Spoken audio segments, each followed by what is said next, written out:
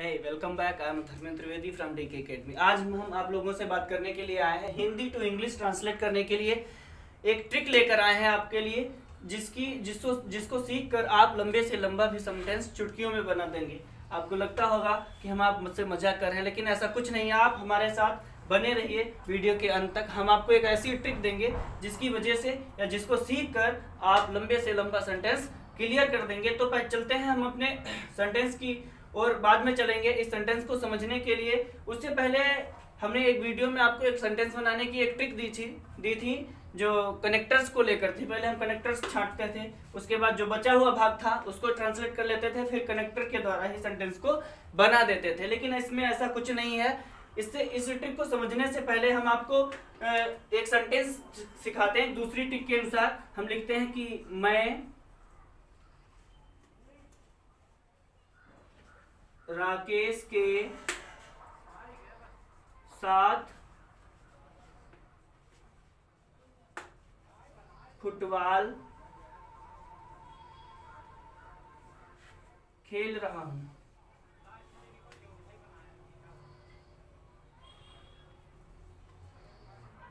हमने लिखा है कि मैं राकेश के साथ फुटबॉल खेल रहा हूं। जरा इस सेंटेंस की तरफ हमने आपको बताया था एक ट्रिक के बारे में पिछले वीडियो में, एक ये भी ट्रिक हमने आपको बताया था। तो ये कैसे क्लियर की जाती है, हम इस ट्रिक को समझने से पहले इस ट्रिक के बारे में जान लेते हैं। इस ट्रिक से हम इस सेंटेंस को क्लियर करते हैं। ये जो ट्रिक है यानी पीछे से सेंटेंस बनाने के लिए, तो इसको बनाने के लिए हम क्या करते हैं, सबसे पहले हम सब्जेक्ट को लिख लेते हैं। इसमें सब्जेक्ट हमारा क्या होता है, मैं हूं, इसलिए हम इसकी अंग्रेजी आई लिख लेते हैं। और अब हम सेंटेंस को पीछे से बनाते हैं। हूं की अंग्रेजी क्या होती है, एम होती है। क्या होती है भाई, एम होती है। फिर खेल रहा मतलब प्लेइंग,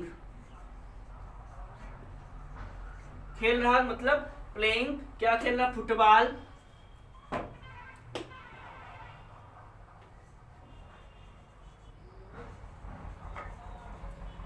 राकेश के साथ,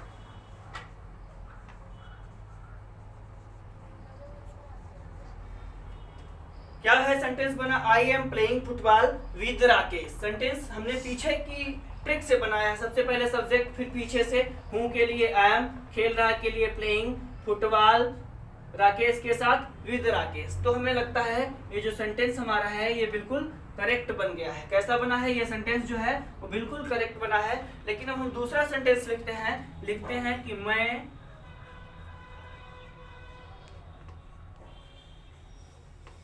फुटबॉल राकेश के साथ खेल रहा हूं। क्या है भाई, हमने लिखा है कि मैं फुटबॉल राकेश के साथ खेल रहा हूं। थोड़ा सा हमने पहले वाले सेंटेंस से थोड़ा चेंज किया है। हमने लिखा था मैं राकेश के साथ फुटबॉल खेल रहा हूं, यहाँ पर हमने लिख दिया कि मैं फुटबॉल राकेश के साथ खेल रहा हूं। अब इस सेंटेंस को भी हम उसी ट्रिक से बनाते हैं जिस ट्रिक से इस सेंटेंस को बनाया है। तो मैं के लिए आई लिख लेते हैं, हूं के लिए एम लिख लेते हैं, खेल रहा प्लेइंग, राकेश के साथ विद राकेश,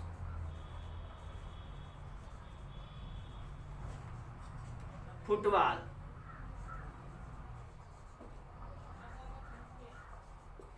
फुटबॉल ये बना है, I am playing with Rakesh football. ये जो सेंटेंस भाई बना हुआ है ये सेंटेंस बिल्कुल गलत है। इससे हमें पता चलता है कि ये जो ट्रिक है पीछे से सेंटेंस बनाने वाली, ये छोटे सेंटेंसों पे, छोटे फ्रेजेस पर काम करती है। ऐसे बड़े सेंटेंसों पर, ऐसे बड़े फ्रेजेस पर काम नहीं करती है। इसके लिए हम आपके लिए एक स्पेशल ट्रिक लेकर आए हैं जिसको सीखकर, जिसको पढ़कर आप कितने भी लंबे सेंटेंस चुटकियों में बना देते हैं और बना देंगे। तो हम सबसे पहले अपने सेंटेंस की तरफ चलते हैं। लिखा है, एक बूढ़ा आदमी पिछले 20 सालों से देहरादून के कैप्री ट्रेड सेंटर में एक छोटी सी दुकान के अंदर अपनी जीविका चलाने के लिए बिना किसी पब्लिसिटी के आसपास के लोगों को अंग्रेजी सिखा रहा है। तो भाई इस सेंटेंस को बनाने के लिए जो ट्रिक हम आपके लिए लेकर आए हैं वो ये है। क्या है कि कौन, टेंस या मॉडल के थ्रू, फिर वर्ब, क्या, किसे, किसके, कैसे, क्यों, कहां, कब, कब से। आपको लग रहा होगा ट्रिक जो है वो बहुत ही लंबी है, बहुत बड़ी है, इसको हम सीख नहीं सकते, इसको रट नहीं सकते, लेकिन ऐसा कुछ नहीं, इसे तो बच्चे भी सीख लेंगे। आप देखते रहिए हमारे साथ, इसे तो बच्चे भी सीख लेंगे। कैसे क्लियर करते हैं हम आपको,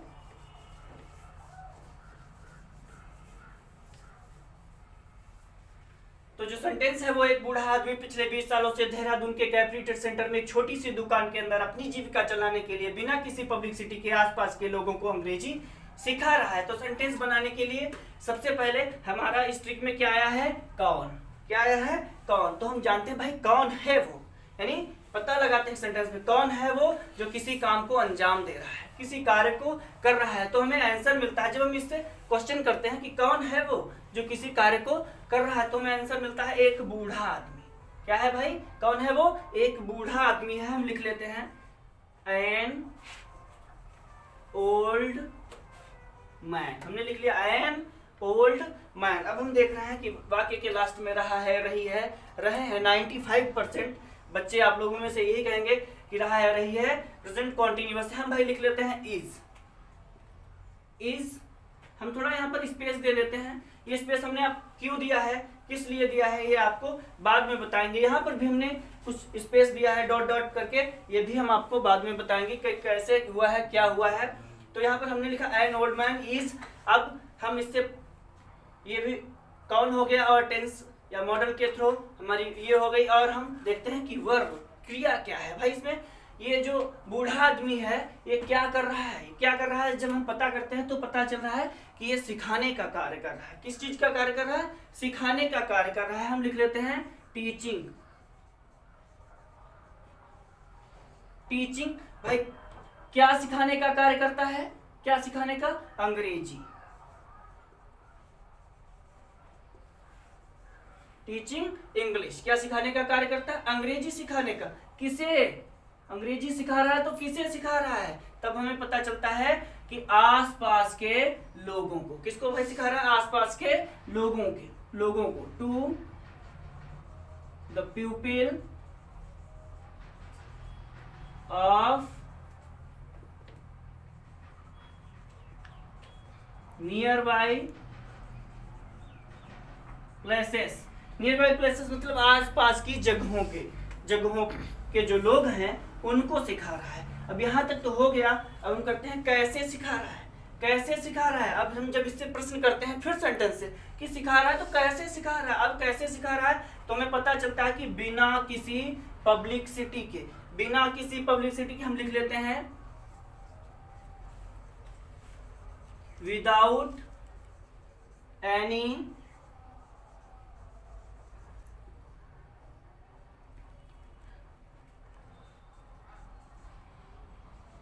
पब्लिसिटी, बिना किसी publicity, without any publicity.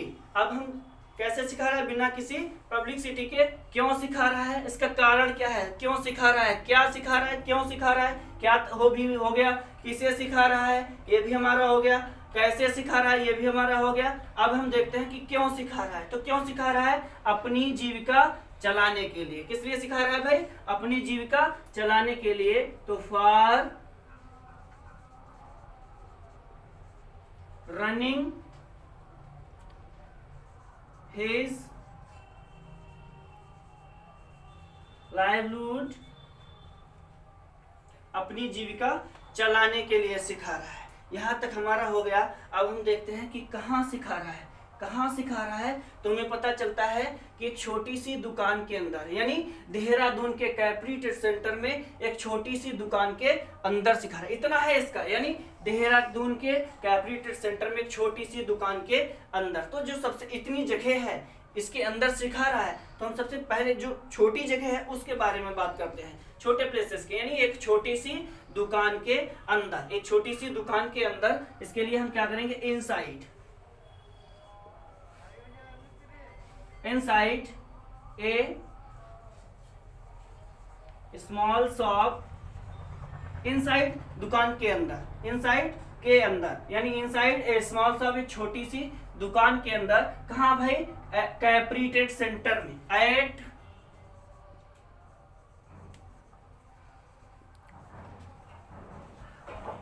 Capri trade centre इन देहरादून,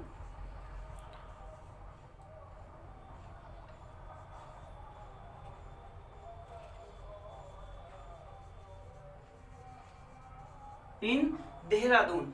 अब यहाँ हमारा क्या हो गया, कौन हो गया, यानी कौन हो गया मॉडल या टेंस के थ्रू हो गया, क्रिया हो गई, क्या हो गया, किसे हो गया, कैसे हो गया, क्यों भी हो गया, कहाँ भी हो गया। अब हम बात करते हैं कि कब से सिखा रहा है, कब यानी कब से छोड़ देते हैं, कब से तो आगे है ना, पहले हम कब बात कर रहे हैं कि कब। तो कब का आंसर इस सेंटेंस में नहीं मिलेगा आपको, क्योंकि दिया नहीं हुआ है, इसमें नहीं दिया है। कब का आंसर इस सेंटेंस में आपको नहीं मिलेगा। क्यों नहीं मिलेगा? अगर यहाँ पर लिखा होता कि एक बूढ़ा आदमी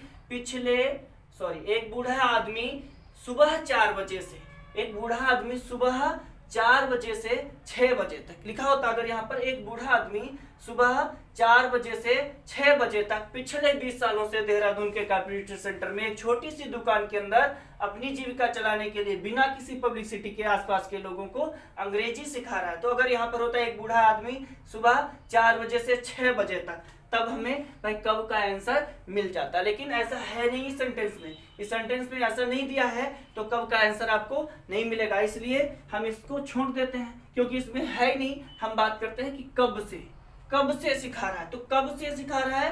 पिछले 20 सालों से, पिछले 20 सालों से। For last